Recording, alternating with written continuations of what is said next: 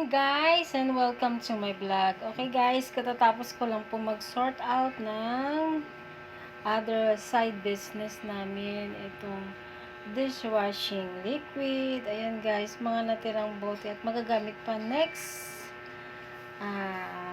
mixture. Ito guys, pakita ko lang po sa inyo ang nagawa ko. Na-sort out ko na po yan. Ito guys, ayan. Ito'y kulay purple. Purple siya. And meron pong ayan, 1 liter. Ayan, 1 liter po siya. And then, another color is ito pong yellow. Half liter po yan. At ito naman ay 1 liter. Ayan guys. See? Ayan po yung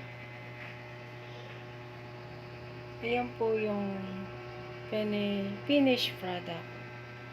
Bali 15 liters po in one color. So tatlo po siya is 45 liters po lahat. Ayan. See guys, yan.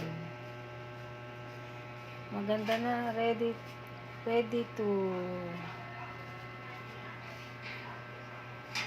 to deliver na yan bukas sa tindahan. Ayan. Meron pa tayo guys dito na kasi nilagay ko yung iba dito para safe, para hindi siya malaglag kasi kanina parang bulky na siya doon sa kabila. So syempre para play safe tayo nilagay ko po yung iba dito. Ito guys, color yan, green, di ba po? Pero pag malayuan, parang tingnan mo, parang isang kulay lang din. Pero check natin guys ito. Ang color nito ay purple. Yan. Purple siya. So, half liter. So, 3 colors siya guys. Ito, pakita ko sa inyo. Kukuha tayo dito. Ito. Ayan. Ayan guys. Ayan. Ito, yellow. Ito, purple. Ito, green. See guys? Half liter po yan. And then, bukas, kasi kakasalin lang at syempre, palalagay lang din po ng takip. So, bukas cleaning, before deliver, and label na rin. Ayan guys, pinakita ko lang sa inyo kasi excited ako eh. Ayan. So, bali 3 colors siya.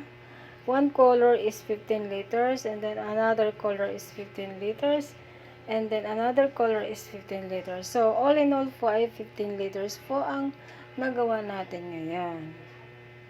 Ayan guys, diba ang ganda? May side business. Kailangan po madiskarte po tayo sa panahon ngayon, diba?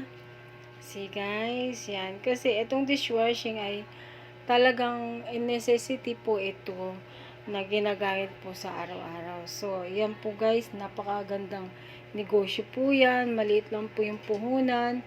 At 100% po yung tutubuin mo. Tiyaga lang po guys. Yan.